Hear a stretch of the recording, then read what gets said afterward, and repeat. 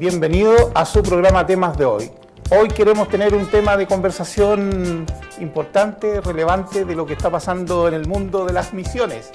Y para eso tengo como invitado a Andy Lang. Queremos conversar justamente de este tema de las misiones. Muy bien. Y de lo que está sucediendo en el mundo, lo que es una organización misionera. Algunas personas no saben qué es lo que es una organización misionera. A ver, cuéntanos un poco qué es lo que es una organización misionera. Estoy a cargo de una sociedad misionera que es una herramienta que sirve a iglesias locales para que ellas se metan completamente en la misión mundial de Dios, o sea, localmente, pero más allá también. Ya, pero cuéntanos, ¿qué es lo que hace una organización misionera en un país como Chile, por ejemplo? Bueno, es el objeto de reclutar personas idóneas que tienen tanto los dones como el carácter cristiano que se necesita, y desplegamos para que hagan su trabajo. Entonces, dando algunos ejemplos, estamos como sociedad misionera apoyando el establecimiento de una iglesia en el pleno centro de la ciudad de Santiago por unos años hasta que esa iglesia pueda seguir por sí misma.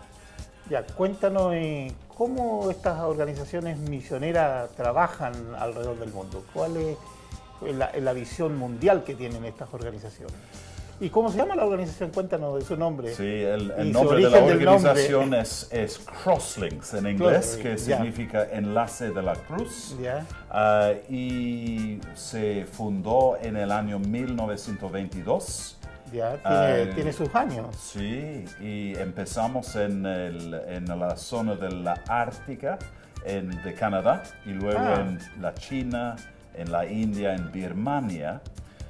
Y ahora estamos esparcidos en todas partes donde sea necesario la misión. Entonces, ahora tenemos un fuerte enfoque en Europa. Entonces, nosotros somos como sociedad de miembros comprometidos en sus iglesias locales, pero que están queriendo promover más proactivamente la misión mundial. O sea que tenemos como un versículo lema de la Biblia, Isaías capítulo 49, versículo 6. Hasta los confines de la tierra. Bien al sur, acá estamos casi en los confines, bien al sur. Y por eso estamos. Sí, entonces tenemos dos prioridades. Uno es aprovechar de las oportunidades evangelísticas, y por el otro lado es capacitar, formar a los formadores. Pero entonces, ustedes hacen un apoyo misionero a personas que tienen un llamado misionero y que quieren trabajar en el campo misionero. Ustedes lo apoyan para que ellos puedan formar y fundar una iglesia. ¿Esa es la idea? Exactamente, porque la iglesia local es la agencia misionera que Dios ha puesto como para que su salvación alcance hasta los confines de la tierra. Ya. Tú eres inglés, vienes de Inglaterra. Sí, y por eso el idioma que me falta. Pero hablas muy bien el español, se entiende muy bien. Eso fue después de unos años en Paraguay. Ya, viviste en Paraguay. Sí. Ya. Entonces tú tomabas tereré. Sí. ¿Qué es lo que es el tereré? Porque mucha gente acá en Chile no entiende lo que es el tereré. Y tampoco en Inglaterra. En Inglaterra tampoco te lo tienes que explicar. ¿Qué es lo que es el tereré? No, el tereré se toma, es un tipo de bebida muy... Mate le llamamos acá en Chile nosotros, pero el mate a nosotros es más caliente. Más o menos eso, pero fríísimo. Claro, el mate de nosotros es caliente, pero acá en Paraguay... Y sin azúcar. Y sin azúcar, amargo. Sí, amargo, sí. Ya, pero eso les quita justamente por el calor. Se hace en forma muy comunitaria. Entonces, en vez de tomar té como un británico, se toma el tereré. Ya, Andy, cuéntanos, ¿qué está pasando en Europa? ¿Qué pasa en Inglaterra? En estos tiempos la gente se pregunta, ¿qué pasa en Europa y especialmente en Inglaterra, donde tú naciste y viviste? A ver, cuéntanos, ¿qué está pasando por allá? Y hay todo un movimiento de cosas políticas y económicas que estamos viendo en estos tiempos, tanto en Inglaterra como en otras partes de la de la Unión Europea. Europea, sí. Sin embargo, si uno mira al continente y a su pueblo desde el punto de vista de Dios, Él ve no tanto el hecho de que, por ejemplo, tenemos un nivel de vivir bastante alto, sino que Él ve entre los que creen en Él y los que no creen en Él. No importa la cantidad de plata que tengan, sino más bien los que creen en Cristo y los que no creen en Cristo. ¿Pero qué está pasando con ese tema en Inglaterra, de los creyentes, no creyentes? Sí, bueno, hay un hambre de la palabra de Dios. No hay...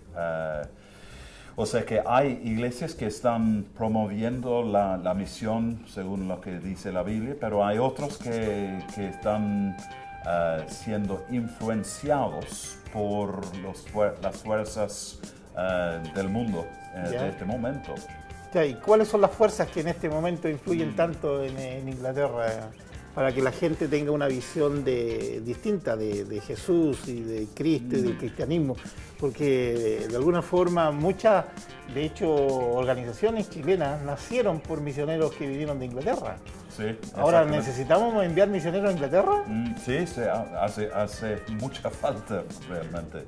Sí, y es difícil conseguir la documentación necesaria para entrar. Justamente fue para eso que el Brexit sigue en pie, porque la gente en Gran Bretaña quiere mantenerse sin tener que aceptar muchos inmigrantes, pero ya hay muchos ahora y ellos también necesitan del Evangelio. ¿Qué pasa con los inmigrantes? Hay un montón de naciones representadas en la ciudad donde vivo yo, en Londres. Por ejemplo, entrevisté hace un par de semanas a una pareja que quiere irse al país de Moldova. Moldova es un país chiquitito, pero en la parte poniente oriental de Europa. Pero ahora han descubierto que hay como 50 iglesias de personas de Moldova y de Rumania, un país muy cercano, en Londres. 50 iglesias que sirven a esa comunidad que está en medio nuestro. ¿Qué pasa con los emigrantes, su integración en Inglaterra? ¿Cómo es la integración del emigrante? ¿Se integra, no se integra? ¿Qué pasa? ¿Por qué grupo andan buscando ISIS, que es uno de los grupos que busca jóvenes y justamente hemos perseguido una política de respetar las culturas de aquellos que entran en nuestro país. Y me encanta la idea de tolerar y de aceptar a gente de afuera, pero nuestro país tiene una base en el cristianismo, pero los que entran muchas veces que no lo tienen esa base y quieren seguir una línea musulmán, por ejemplo, entonces se mantienen en sus comunidades sin integrarse demasiado con... ¿Pero hay respeto entre los musulmanes y los cristianos? Diría yo que sí, hay cierto respeto, pero también hay... Entre los musulmanes son varias líneas que siguen y hay algunos que son más radicales e intolerantes que no van a querer integrar para nada en ningún país. Sí, entonces hay toda una discusión entre los mismos musulmanes en cuanto a qué es la forma de llevar adelante la cosa. Sí, porque algunos piensan, y yo creo que por lo menos en nuestro país ha cambiado la idea, que los musulmanes son los violentos y agresivos, y que no necesariamente todos los musulmanes son los que están en esa línea. Justamente mañana son minorías. Sí, empieza mañana justamente una conferencia entre 5 académicos musulmanes con 5 académicos cristianos. ¿Eso dónde? En Oxford. En la Universidad de Oxford, conversando estos temas. Y nosotros como Sociedad Misionera estamos apoyando esa obra que se llama el Centro de Relaciones Cristianos y Musulmanes. intentando con la Biblia abierta y con el Corán también abierto a indagar todos estos temas. Ya, mira, nosotros ahora queremos ir a la calle, nosotros vamos a la gente a preguntarle, vamos a hacer alguna pregunta en la calle y les vamos a preguntar qué opinan de los misioneros, las personas que van de un país a otro, a llevar justamente su visión misionera y qué pasa con las culturas donde llegan estos misioneros. Porque obviamente que hay un tema cultural de donde el misionero viene, su cultura, ¿no es cierto?, a dónde va finalmente y se encuentre con la gente y cómo hace ese manejo con las personas en ese lugar. Vamos a ir a la calle, vamos a preguntar y vamos a ver qué sorpresa nos pueden dar las personas que les vamos a consultar sobre este tema.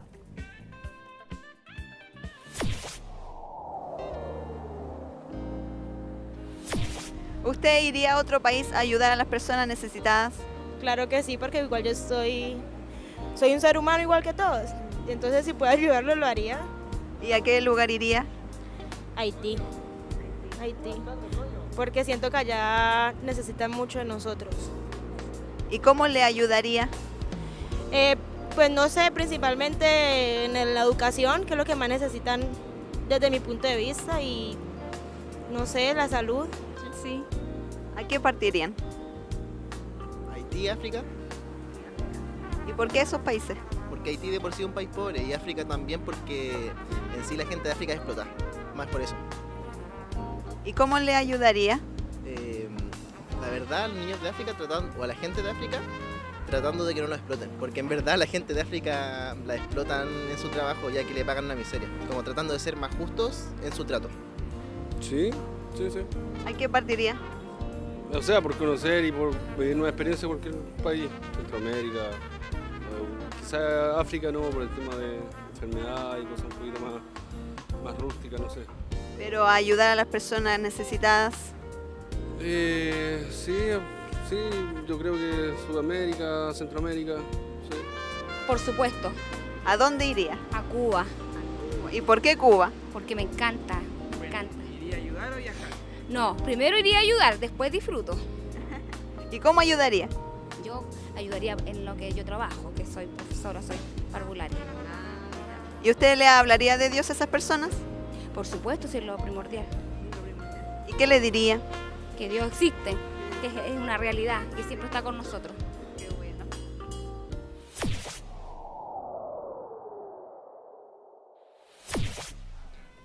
Bien, volvemos después de tener las respuestas de la gente que son muy variadas sobre estos temas y por lo tanto hay mucha variedad en lo que la gente opina. Así que, pero tenemos aquí a alguien que se ha manejado con estos temas, Andy, así que queremos preguntarte a ti, ¿qué pasa con estos temas culturales cuando un misionero va a otra cultura? Bueno, la historia de la iglesia cristiana es justamente de un cambio de culturas también. O sea que la iglesia que era netamente judía en los primeros años tenía que luchar para ser sensible a la realidad de los gentiles, de los no judíos de aquel entonces. Por ejemplo, cuando Pablo en Hechos capítulo 13 habla de ir se fue a una sinagoga en Antioquía, en el país que ahora se llama Turquía, y usa otra forma de proclamar el Evangelio que luego usaba en Atenas, por ejemplo, con otra cultura. Entonces tenemos nosotros que ser muy sensibles a las culturas, pero también no cambiar el Evangelio en sí. ¿Cómo se logra esto de ir a otra cultura y lograr que ese evangelio que están anunciando no cambie? Bueno, lleva su tiempo. Te doy como por ejemplo propio. Nosotros tuvimos que ir por España, por Sevilla primero en el año 1990 y después de 6 meses en Sevilla pasamos a Paraguay por primera vez.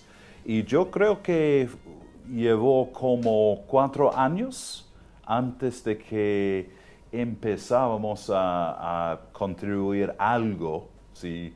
¿Aprendiste algo de guaraní? Alguito, un mishimi. Claro, porque Paraguay, la gente en general Sí. habla mucho más el guaraní que... Y eso requiere una humildad de poder escuchar, oír bien lo que dice la gente, hacer muchas preguntas para saber qué es la visión mundial que tiene el pueblo paraguayo en ese caso. Ya. Ahora, para terminar, quisiéramos que tú nos contaras cómo te involucraste en esto, por qué te involucraste en misiones. A ver, cuéntanos de tu historia.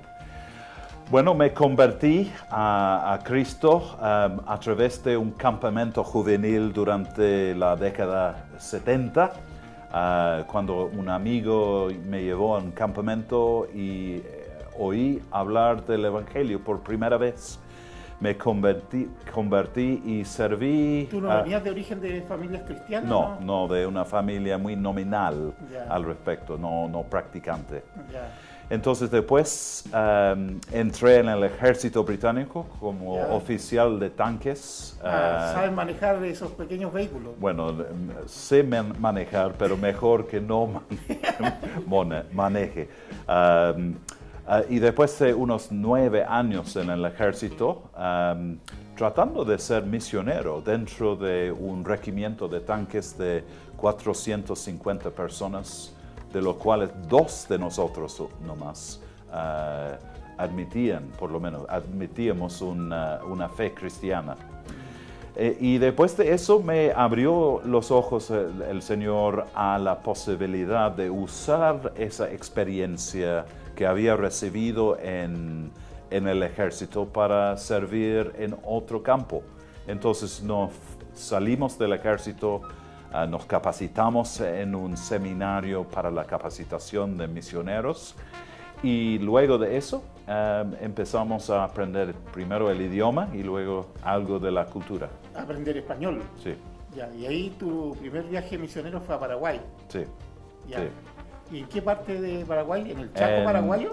Bueno, me iba varias veces, pero básicamente vivimos en Asunción y Ya. servíamos en La algunas capital. iglesias de la ciudad capital. Ya, y ahí obtuviste la experiencia misionera para poder estar trabajando en esta organización ya a nivel mundial. Sí, y ahora estoy a cargo de reclutar a otros como ¿Te reclutaron a ti? Sí, a otros para hacer Ya. el trabajo que hacíamos nosotros. Ya. Y para terminar, ¿cuál es la condición de un misionero? ¿Cuál deberías decir tú la definición de cuál es la esencia de una persona que realmente tiene un llamado? ¿Cómo podrías definir, efectivamente, porque muchos jóvenes se pueden preguntar, bueno, ¿tengo un llamado o no tengo un llamado? ¿Sirvo para esto o no sirvo para esto? ¿A quién me dedico a esto o no? Bueno, entrevisto yo muchos candidatos que Ya. quieren ¿Y dónde está el pensar punto? en la misión y yo diría que una de las características primeras tiene que ser un carácter cristiana y humilde. Humildad, lo primero. Sí, la humildad Ya. de poder, de no pensarse importante. Dueño de todas las cosas, Sí. dueño del mundo y que se las saben todas. Sí. Entonces sí, buscamos los dones también, pero en primer lugar es el carácter cristiano. Ya, parte por ahí, por la humildad. Hay que ser sí, humilde sí. para poder ser misionero Sí. y para poder ir a otro lugar y poder convivir con la gente de otra cultura. Sí. Ya, gracias Andy por esta entrevista, por haber podido conversar y compartir este tiempo. Y yo creo que hay muchas personas que nos han escuchado y que les interesa este tema de saber qué pasa en las misiones mundiales. Bueno, gracias Pablo. Gracias a ti, muchas gracias.